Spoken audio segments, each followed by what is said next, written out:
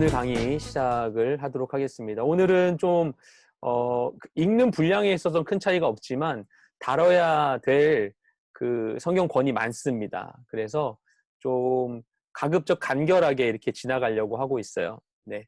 그래서 오늘 하는 부분이 이 에베소서, 빌립보서, 골로새서, 데살로니가 전후서, 디모데 전후서.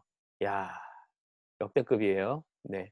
그래서 이렇게 그러니까 그냥 읽는 장수 분량으로 따졌는데 왜 이렇게 내가 짰지라고 약간 후회를 했습니다.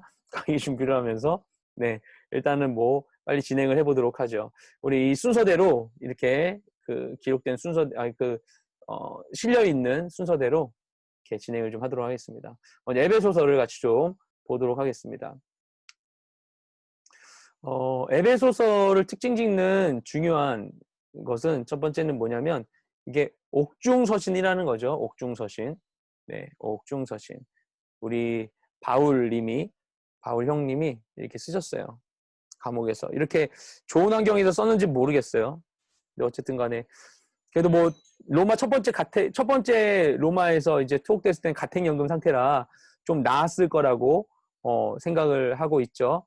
근데 뭐 이렇게 무슨 이렇게 막 펜 막 이렇게 막 주어져 있고 막 이런 식으로 멋지게 썼을지는 모르겠습니다만 어쨌든 옥중서신입니다. 에베소서는. 예, 그래서 옥중서신이 총 4권이 있어요. 에베소서, 빌립보, 골로새 이 세 부분이 먼저 있고 오늘 다 다루는 거죠. 에베소, 빌립보, 골로새서 오는 주 중에 여러분 읽어야 되는 분량 중에 있습니다. 그리고 하나 더 빌레몬서라고 있습니다. 네, 이게 4권이 옥중서신이에요. 그래서 바울이 로마 1차 가택연금 상태, 사도행전 마지막에 이제 로마에 가서 이제 가택연금 상태에 들어가게 되고 사도행전 끝나게 되죠. 네, 그래서 그 상태에서 쓴 것들입니다. 그래서 에베소서는 어떤 목적하에 쓰여진 것인가? 이방인 출신 성도들이 에베소 교회에 있었어요. 그러니까 에베소 교회가 뭐 탄생한 지 얼마 되지 않았고 여기 있는 성도들은 다 이방인 출신. 이방인이라는 것은 뭐 다른 거 아니야. 유대인이 아니다라는 것이죠. 유대인 아니면 다 이방인인 거예요. 우리도 이방인인 거예요. 그 기준으로는. 유대인 아니니까.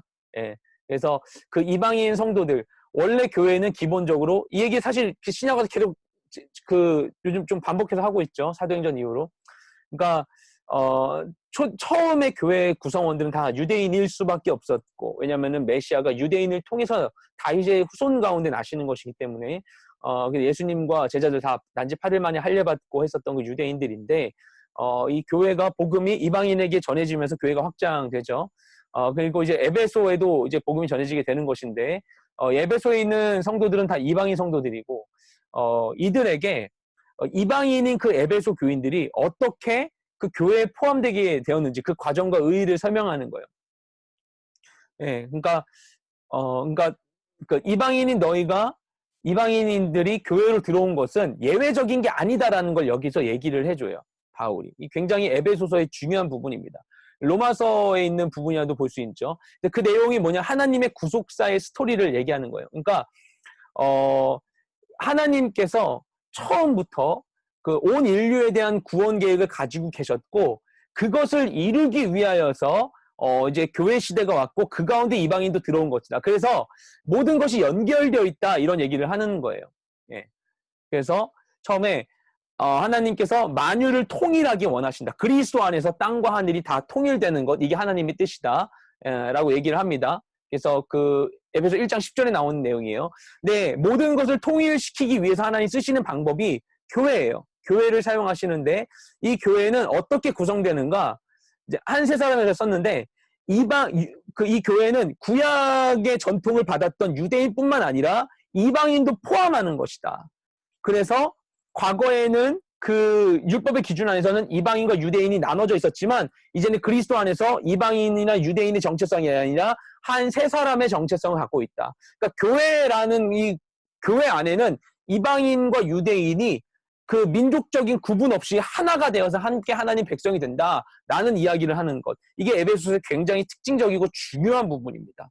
로마서 9장에서 12장까지 나와 있는 그 이방인과 유대인의 복음이 유대인에게서 이방인 가고 이방인 다시 유대인을 통해서 온 인류를 구원하신다라는 이 계획에 대한 부분과 이 에베소서가 같이 짝을 이루어서 하나님의 구속사에 대한 것을 입체적으로 이해할 수 있게 도와주죠. 근데 결국엔 무엇이냐? 구약 따로 신약 따로가 아니라 구약과 신약은 연속적이다. 구약 시대부터 하나님은 원래 온 인류를 구원하고자 하셨고 그 계획이 그대로 진행되어서 신약 시대까지 와서 그래서 교회들이 생기게 된 것이고 교회 안엔 이방인 너희들 들어온 거야. 너네는 처음부터 하나님의 계획 안에 있었다라는 것이죠. 이 부분은 여러분 지난 주 중에 읽었던 갈라디아서에도 나옵니다. 지난주도 말씀드렸지만 그래서 갈라디아 교인들도 그런 얘기를 해요. 어떻게 얘기하느냐? 그 모세의 율법을 유대인들은 우선시하고 있지만 믿음의 조상은 아브라함인데 아브라함은 모세 이전 사람이라서 아브라함은 율법 없었다.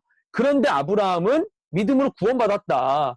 그러니까 구원받는 건 율법을 통해서 모세 율법이 아니라 이미 이전에 믿음으로 구원받는 걸로 구원받는 게 이미 이루어졌다. 그래서 이방인들도 믿음으로 구원받는 것이다. 율법이 아니라 이 얘기했었죠. 갈라디아서. 이것도 이방인 구원에 대한 부분을 해결해주는 그런 부분을 갖고 있죠. 이렇게 전체적으로 읽을수록 이런 부분들이 좀 더 입체적으로 우리가 이해가 될 수가 있습니다. 그래서 이제 결과적으로 에베소가 하나님의 궁극적인 구속의 목적이 무엇인가, 그리고 어떻게 그걸 성취하셨는지 그 과정을 설명하는 게 핵심이라 할 수 있죠. 그리고 이 가운데 지난주 이제 설교 중에도 이제 에베소를 인용했는데 그러면서 잠깐 설명드렸지만 이 연합에 대한 메시지가 많이 있어요. 그 에베소의 좀 개인적으로 큰 특징이라 생각합니다. 하늘과 땅의 하나됨에 대한 것, 그리고 그런 성전의 하나됨, 남편과 아내의 하나됨, 뭐 종과 주인의 관계, 이런 모든 것들, 연합에 대한 것이 에베소에 많이 나옵니다. 네, 일단 그렇습니다. 그래서 아무튼 그렇다는 것이죠. 그리고 에베소의 특징이 무엇이 있는가? 에베소는 이제 특정 상황에 대한 언급이 없어요. 이게 무슨 얘기냐면 복음서들이 대체로 어떤 특정한 문제, 이슈가 있어서 그거를 다루는 경우가 많이 있습니다. 근데 에베소는 그런 특정 교회 문제를 위해서 작성된 게 아니라는 것이죠. 그런 부분은 없고 그냥 이런 이방인 교인들에게 어떻게 교회에 속하게 됐는지 그 과정들을 설명하는 것이죠. 교회에 대한 이야기가 굉장히 잘 나와 있습니다. 그리고 굉장히 중요한 특징 중에 하나가 에베소에 그 바울의 기도들이 서신서들 나오는데 대표적인 기도가 에베소 1장과 3장에 나오는 기도입니다. 예, 그 기도문을 막 외우고 그 기도문으로 기도하고 했었어요. 저 예전에 대학생 때. 그래가지고 그 에베소의 기도문을 좀 보시고 묵상하는 시간 되시면 좋을 것 같습니다. 일단은 넘어가야겠네요. 에베소서의 구조를 좀 보면 크게 일단 첫 번째로 1장부터 3장까지가 전반부라고 할 수 있습니다. 그래서 이거는 구속받은 성도의 지위, 그러니까 우리 이방인이든 누구든 구원받은 성도는 어떤가, 이런 얘기들이 전반적으로 있다고 볼 수 있습니다. 디테일하게 들어가면 굉장히 여러 얘기가 있어요. 후반부 4장부터 6장 후반부라고 볼 수 있는데 구원받은 성도로서 어떻게 삶을 살아야 되는지 실천적인 부분에 대한 것 이렇게 나와 있죠.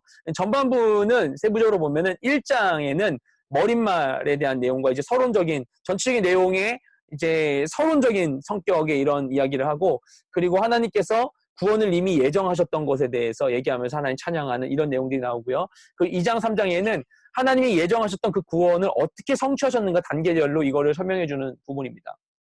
후반부는 디테일하게 보면 4장 1절부터 16절까지는 교회 연합과 성장에 대한 부분들이 나오고요. 그 다음에 4장 17절부터 6장 20절까지는 성도의 생활에 대한 디테일한 부분들을 설명하고, 마지막 6장 21절부터 24절까지 마지막 끝인사를 이렇게 함으로써 에베소서가 끝나게 됩니다.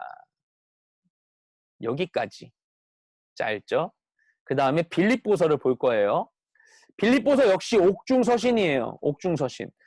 그래서 바울이 1차 가택연금 상태 로마에 갇혔을 때 이때 쓴 겁니다. 빌립보가 근데 어디 나오느냐? 드로아에서 넘어갑니다. 마케도니아로 처음으로 유럽 최초로 선교를 하게 되는. 그래서 처음 가는 게 이 빌립보 지역이에요. 처음 가는 도시 빌립보. 빌립보 하면은 생각나는 게 자주장사 루디아가 있고 바울과 실라가 감옥에 갇혔다가 나오게 된 거. 사도행전 할 때 우리 얘기했었죠. 어쨌든 빌립보 지역입니다. 네. 그래서 이 2차 선교 여행 중에 복음을 전했던 그 빌립보 교회 성도들에게 복음을 전하는 것이죠. 네. 복음을 전하는 게 그들에게 이 내용을 쓴 것이죠. 사실 이 빌립보에는 복음 전하면서 오래 있지 않아요. 오래 있지 않았고 여기서 막 쫓겨납니다. 이따가 이제 데살로니가 전후서 얘기하면서 그 스토리를 조금 한번 보겠지만 쫓겨나서 오래 있지는 않았어요. 그러다 보니까 이들은 아마 초신자였을 것이고 그들에게 이렇게 막 격려, 그들에 대한 좋은 이야기를 듣고는 막 격려하고 그러면서 권면하는 이야기들을 합니다. 빌립보는 어떤 곳이었는가?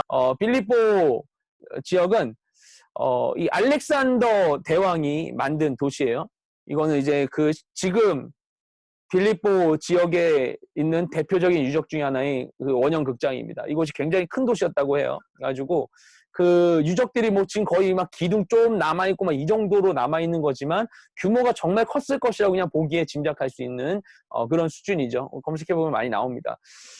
이 알렉산더가 만들었어요. 그러면서 자기 아버지 이름을 따서 빌립 2세 이름을 따서 이제 빌립보의 도시 이름을 짓게 된 것이죠.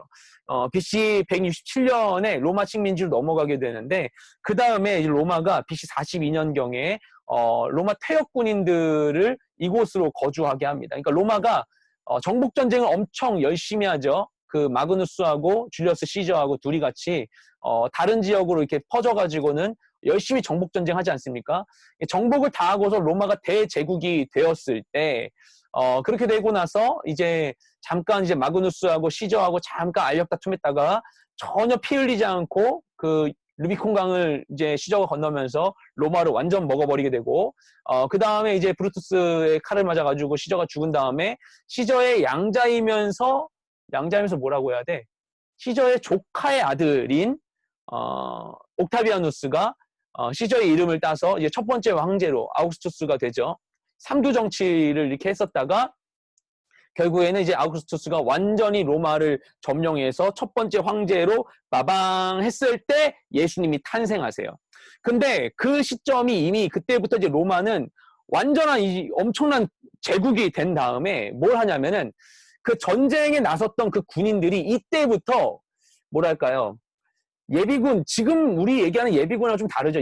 지금 우리가 얘기하는 이 예비군 베테랑은 그냥 전시에 사용되는 그런 군인이거든요. 근데 이때 어쨌든 퇴역 군인들이 엄청 나오고 퇴역 군인들의 이런 복지에 대한 부분이 굉장히 중요해집니다. 로마에서. 그래서 장군들은 그 많은 땅을 이제 황제로부터 받아요.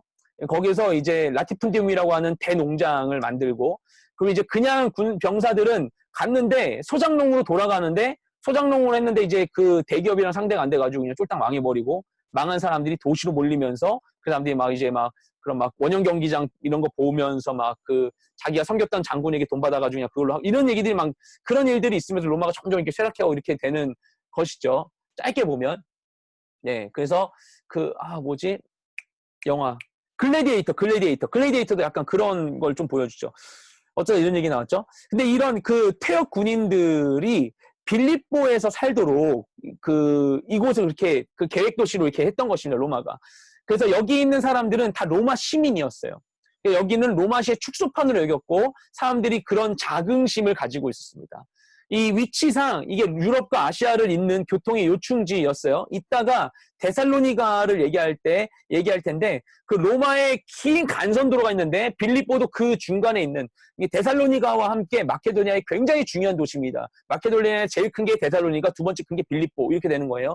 그래서 굉장히 중요한 도시였다라는 것. 이런 곳에 이제 바울이 이제 복음을 전하는 것이죠. 대도시에 간 거예요. 아무튼 그렇습니다. 어떻게 해서 이제 빌립보서를 근데 쓰게 되었는가? 바울이 이제 1차 투옥이 되죠. 근데 이제 바울이 오랜 시간 머물지는 않았었어요, 빌립보에. 하지만 빌립보 교인들이 바울에게 이후에도 선교 사역에 물질적인 후원을 했습니다. 그래서 바울에게 굉장히 고마운 곳이었죠. 선교할 수 있도록 이렇게 막 자기가 직접 돈 벌면서 하지 않고 선교에만 이제 몰두해서 할 수 있도록 이렇게 도와줬던 것이죠. 그래서 자주장사 루디아가 빌립보에서 나오죠. 빌립보에서 제일 먼저 회심한 게 자주장사 루디아 아닙니까? 그러니까 루디아가 아마도 자주장사라는 것이 그러니까 자주색 옷감을 다루는 건데 그 자주색 옷이라는 것은 아무나 입는 옷이 아니고 그 당시에 그 어떤 특정한 색깔의 옷감이라는 것은 그 염료를 쓰는 것이기 때문에 그래서 루디아가 굉장히 큰 상인이었던 걸 봅니다. 그래서 이곳이 큰 도시이기 때문에 부유한 사람들이 있었을 것이고 그들이 바울에게 후원을 했었던 것이죠. 그뿐만 아니라 바울이 1차 투옥이 되었을 때 이때 가택연금 상태였기 때문에 비교적 괜찮은 상황이었는데 바울의 상태를 도우면서 이곳에 잘 있을 수 있도록 특별히 에바브로디도를 보내줘요. 그래서 에바브로디도 편으로 후원 헌금을 들려서 바울에게 보내는 것이죠. 에바브로디도가 열심히 바울을 간병했는데 그러다가 에바브로디도가 병에 걸립니다. 그러니까 이제 빌립보 교인들이 너무나 안타까워했겠죠. 그 소식을 듣고. 바울도 너무나 미안하고. 근데 결국 에바브로디도가 나았는데 나은 에바브로디도 편으로 빌립보서를 써서 보내는 거예요. 네, 그게 이제 빌립보서입니다. 빌립보서에 어떤 특징이 있는가? 먼저 기쁨의 서신이 빌립보서의 별명이에요. 여기에 기쁨의 표현이 많이 나와요. 그래서 유명한 표현 빌립보서 4장 4절 말씀, 주 안에서 항상 기뻐하라, 내가 다시 말하노니 기뻐하라. 여기서 감사, 만족, 찬양, 기쁨 이런 긍정적인 표현들이 많이 나와요. 네. 그래서 참 기쁨에 대해서 이야기하는 아주 중요한 거죠. 그러면서 이제 또 중요한 특징이 뭐냐면은 감옥에 있잖아요. 바울은 감옥에 있고 빌립보 교인들은 바울 감옥에 있다고, 우리 바울 사도님 감옥에 계셔. 아유, 오늘 얼마나 힘드셨을까? 오늘 밥이나 드셨을까? 뭐 이렇게 막 걱정하고 있는데, 오히려 빌립보서 보면 바울이 감옥 안에 있으면서 가울 밖에 있는 사람들을 위로하고 격려합니다.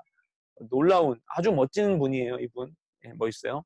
어쨌든, 그리고 또 하나 빌립보서의 중요한 게 보편적 주제를 다룬다. 아까 에베소서 얘기했을 때 에베소서가, 특징이 교회 특정 문제, 특히 이제 고린도 전후서가 교회 문제를 다루는 게 굉장히 중심적인 거였는데, 지난주 얘기했지만. 근데, 빌립보서 같은 경우도 그런 식인데, 빌립보서는 좀 보편적인 주제들, 어떤 특정한 주제, 특정한 문제를 다루기보다는 일상생활 현장에서의 어떤 보편적인 주제들을 다룬다고 볼 수 있습니다. 그래서 이제 로마서나 갈라디아서 이미 얘기했지만, 이신득이에 대한 것을 각각 상황에 맞게 이렇게 설명하고 있는 부분들.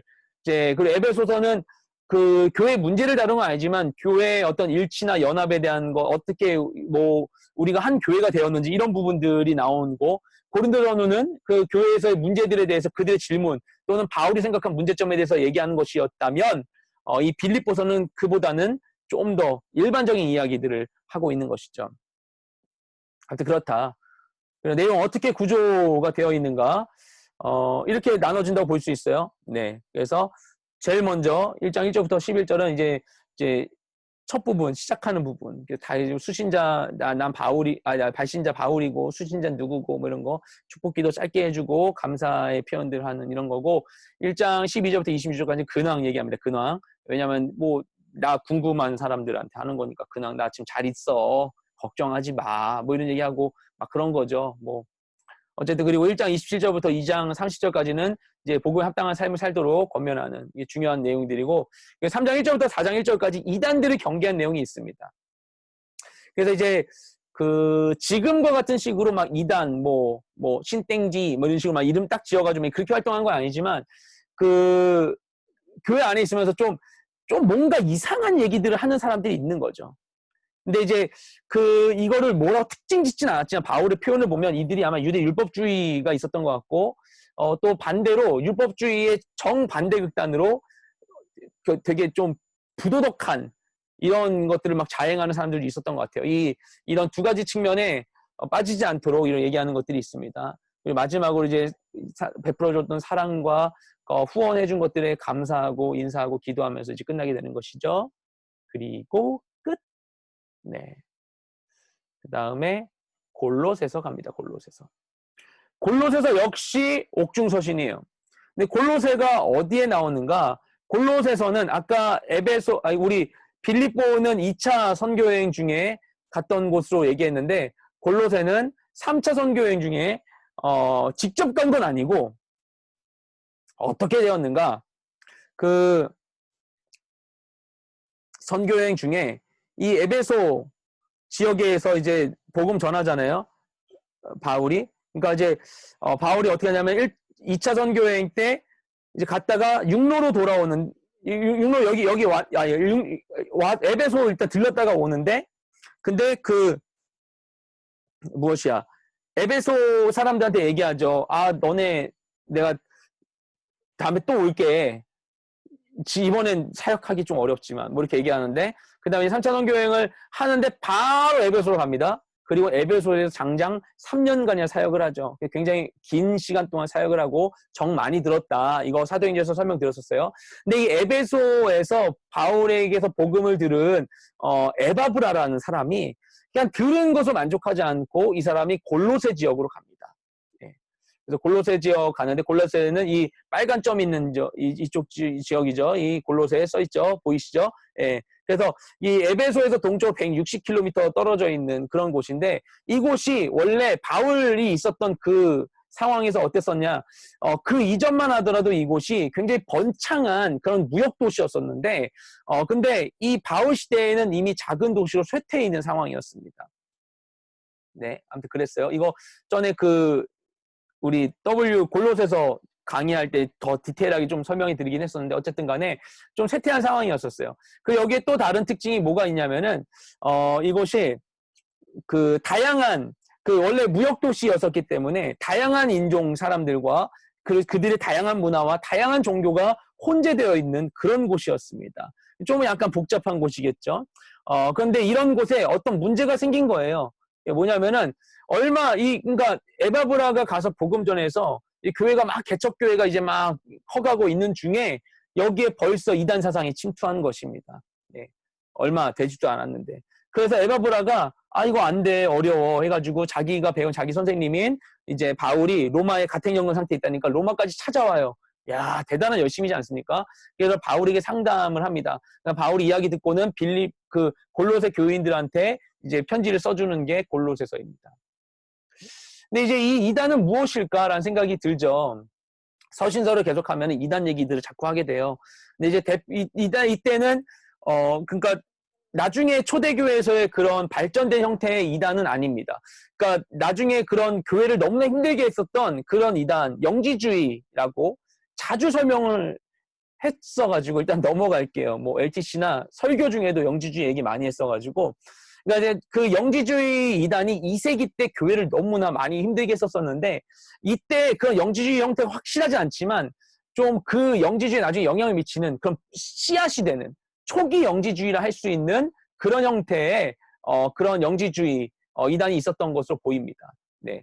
근데 어쨌든 아까 말씀드린 것처럼 나중에 2세기 때 영지주의가 엄청 교회를 힘들게 만드는데 그 전에 이미 바울이 쓴 골로새서가 있었기 때문에 교회가 이것을 잘 대응할 수 있었던 것 같습니다. 근데 어쨌든 간에 영지주의에서의 그것도 궁극적으로 무엇이냐면은 결국에는 그러니까 영적인 게 지극히 영적인 것만 중요하다라고 얘기하는 일단 뭐 기본적으로 영지주의란 말 해석 자체는 그거죠.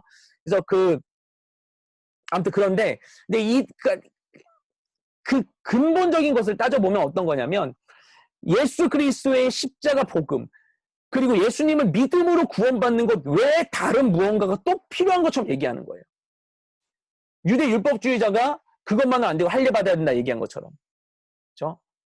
뭐 어쨌든 뭐 여러 가지 뭐 예를 들자면 많지만 그래서 복음 외에 그리스도의 십자가 외에 다른 게 필요하다. 이렇게 되었던 이것에 대해서 이제 배격하는 것이죠. 지난주 갈라디아서도 제가 그런 것을 좀 설명드렸습니다. 그래서 골로새 구조가 어떻게 되는가? 1장 1절부터 22절은 도입부, 뭐 그렇고요. 마지막 종결부 있고 본론부가 중요한데 1장 13절에서 4장 6절까지 본론부에 이제 전반부, 후반부로 나눠지는데 이게 제일 중요한 내용들이죠. 전반부는 그리스도의 우월성이라고 썼는데 뭐냐면 결국 그리스도만으로 충분하다. 그리스도로 구원받은 게 부족해서 뭔가 더 해야 된다라는 건 잘못된 거다라는 거예요. 그래서 우리나라에 판치는 이단들, 통땡경 막 이런 거라든지, 막 신단지 이런 이런 거 있잖아요. 그런 데들도 다 뭐냐면은 예수님의 구원이 부족하다고 생각하는 거예요.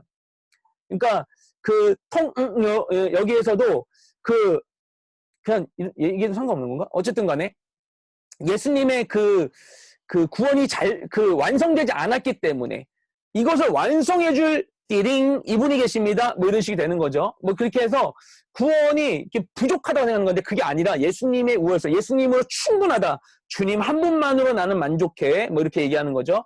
이단을 경계하는 얘기들 하는 거고 그 다음에는 거룩한 삶을 살기 위한 이런 실천적인 부분들, 구체적인 얘기들을 하는 것입니다.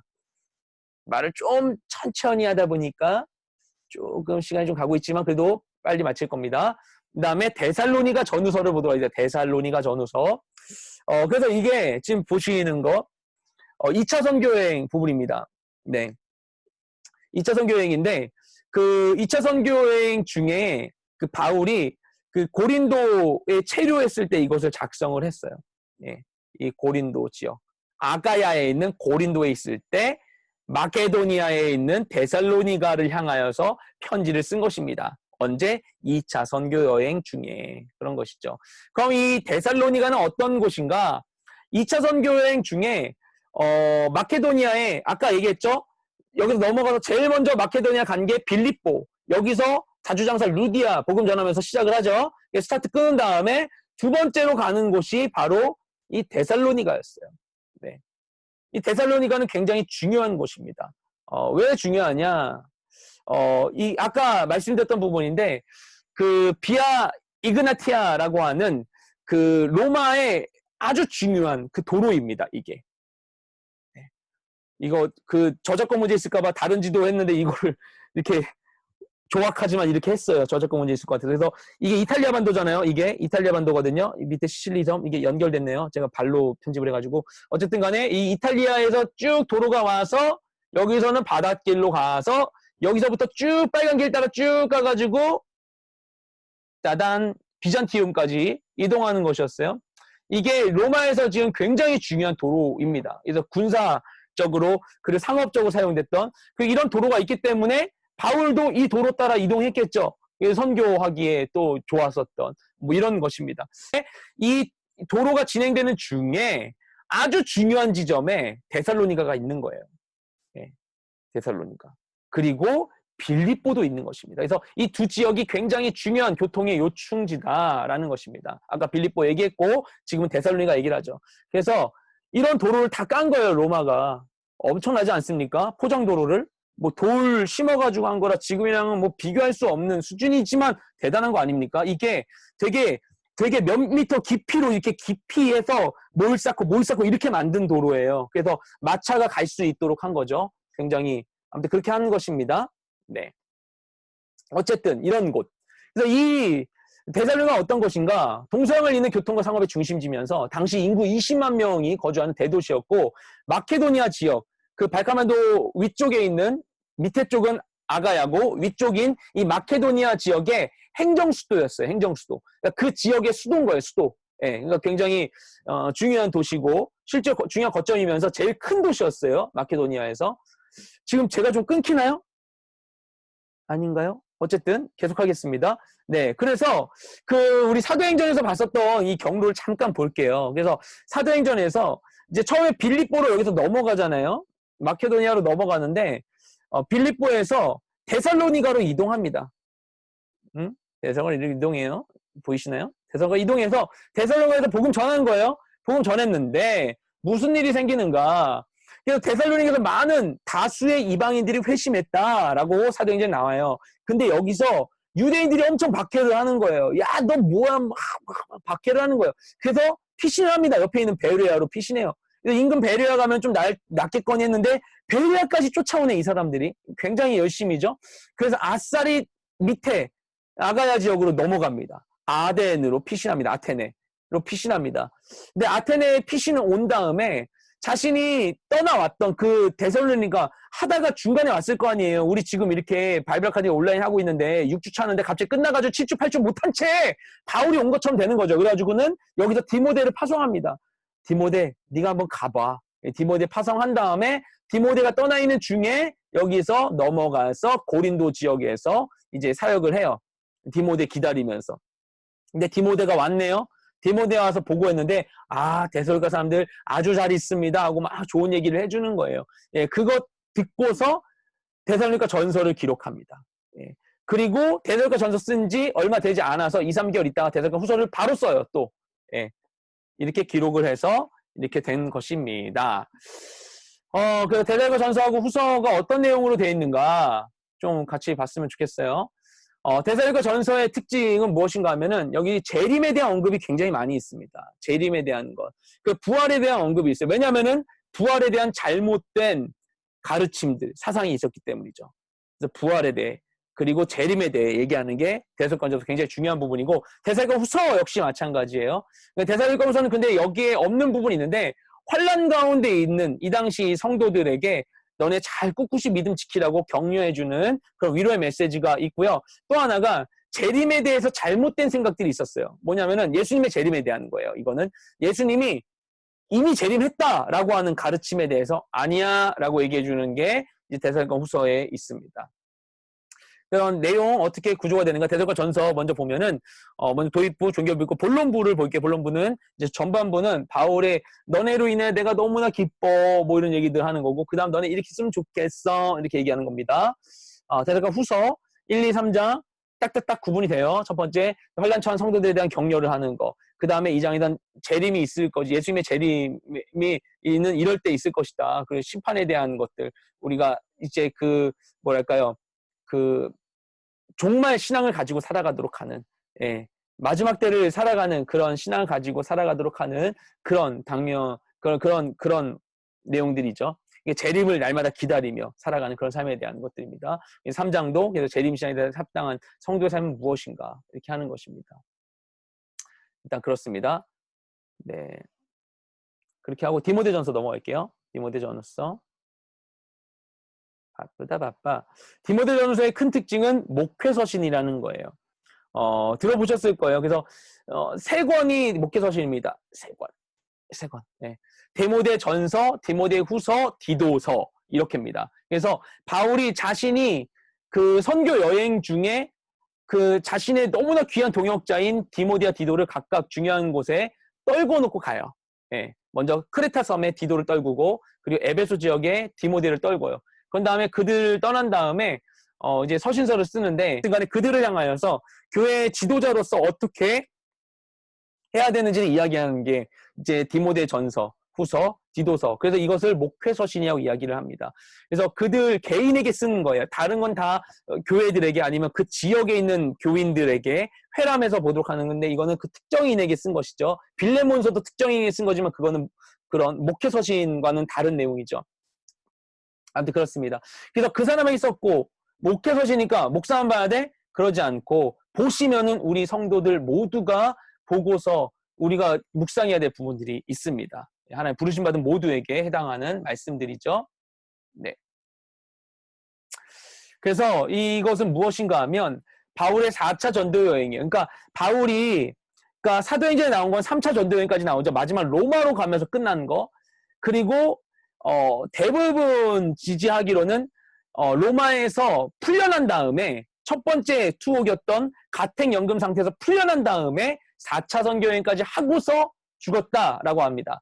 그리고 어떤 경우에는 여기저기 서신에 나온 것, 그러니까 이 4차 전도여행도 여기저기 서신에 나온 거를 이렇게 얼기설기 있는 거를 짜맞추고 다른 좀 기록들 갖다 이렇게 한 건데, 다른 데서는 이걸 좀 약간 얘기해서 5차 선교여행도 있었다라고 얘기하기도 합니다. 일단은 기본적으로는 4차 선교여행까지 있었던 것으로 보고 있어요. 이렇게 추정을 하는 겁니다.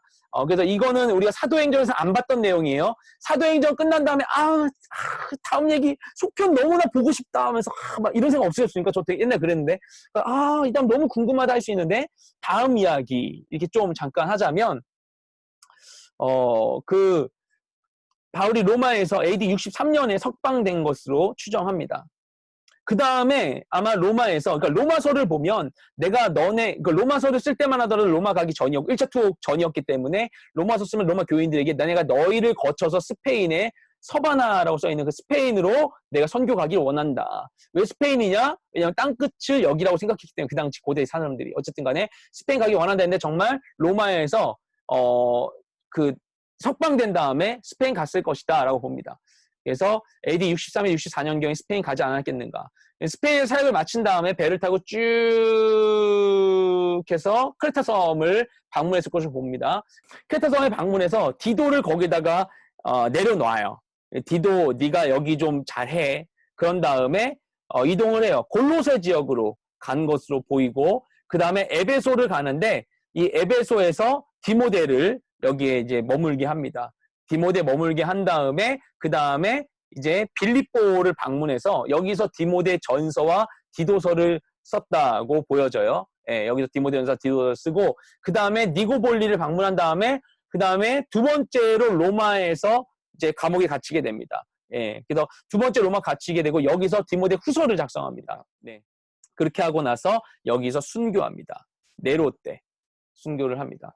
그래서 그 디모데 전서를 쓴 것은 에베소 교회를 방문한 상태 하고서 이제 마케도니아 떠나면서 이제 에베소 있다가 여기서 이제 마케도니아 지역을 빌립보로 떠나면서 이제 자신의 영적 아들이었던 이제 디모데에게 여기서 이제 먼저 편지를 보낸 거죠. 잘해. 이렇게 하고 디도한테도 보내는 거죠. 잘해라. 이렇게 보낸 거죠. 예, 그렇게 한 것이죠. 디모데전서를 좀 보면 디모데전서의 기록 목적은 이제 3장 14절 15절에 기록 목적이 디테일하게 나와 있어요. 내가 너를 빨리 가서 만나고 싶은데 왜 안 만나고 편지부터 쓰는지 알아? 이렇게 얘기를 하는 거예요. 14절에. 15절에 그 이유가 뭐냐면은 너로 하여금 하나님의 집에서 어떻게 행해야 될지를 알게 하게 합니다. 네가 교회에서 뭐 해야 될지 알게 하려고 썼다. 이러는 거예요. 예. 그래서 복음의 진리를 수호하도록, 예. 이단을 경계하도록 가르치는 부분이 있고, 그 목회 사역을 어떻게 해야 되는지 그 원리와 지침에 대해서 잘 알려주는 부분들이 있습니다. 그리고 목회자의 자세에 대한 부분도 있고요.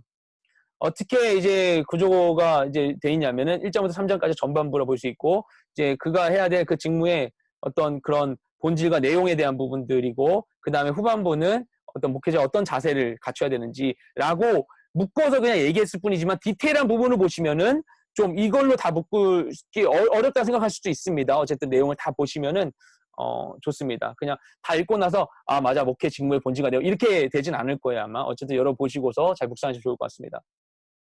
디모데후서는 어떻게 된 것인가? 디모데후서는 영적 아들인 디모데를 만나고자 하는 목적으로 쓴 거예요. 그러니까 디모데전서는 먼저 이동하면서 바로 그냥 생각나서 따따따따 써가지고 딱 보낸 건데 디모데후서는 상황이 다르죠. 로마에 가서 감옥에 갇히는데 이거는 첫 번째 가택연금과는 첫 번째 가택연금 상태랑 좀 다르죠. 이때는 굉장히 안 좋은 상황에 있었어요. 예. 그래서 이게 뭐 그 당시 그 바울이 마지막 순교한 감옥이다라고 한다는데 전 안 가봤고요. 사진으로만 본 건데 뭐 진짜 여기에 있었었는지 모르겠어요. 근데 이런 곳이라는 거예요. 이게 지하 감옥이고요. 막 그 위에서 이제 구멍만 뚫려져 있고 막 이런 식으로 굉장히 열악한 곳입니다. 이런 곳에 있으면서 막 너무나 쇠약해지고 막 겉옷도 안 챙겨가지고 막 추위도 못 맞고 이런 상태. 거기다가 거기 디모데후서 보면은 너무 슬퍼요. 누가 왜 다 떠났다. 사람들은 다 떠나버렸다. 그러니까 너무 외롭고 배고프고 춥고 괴롭고 이런 상황 가운데에서 바울이 이제 마지막으로 이제 디모데를 너무나 보고 싶어서 쓴 게 이제 굉장히 중요한 목적이고 그 다음에 이제 복음 자신이 전해줬던 이 사역이 계속될 수 있도록 이제 자신이 이 사역 계속 못할 것 같으니까 마지막으로 이제 권면하는 그런 유언적인 성격이 있고요. 또 당시 교회가 당면했던 위기가 있었기 때문입니다. 외적으로는 로마의 박해가 있었어요. 네로 황제, 폭군 네로 황제가 통치 말기 시기였고 AD 64년도 그 로마 시에 있었던 화재의 그 원인을 기독교인들에게 이제 돌리면서 교회의 핍박이 로마 시에서 있었는데 이것이 로마 전역으로 번질 수 있는 상황 가운데 있었습니다. 내부적으로는 교회에 이런 영지주의 형태의 이런 이단들이 있었던 것이죠. 디모데후서는 도입부, 종교부 있고 본론부 보면은 어떻게 그럼 주님께 부르심 받은 자로서 어떻게 살아야 되는가에 대한 내용들이 이렇게 있습니다. 네, 여기까지입니다.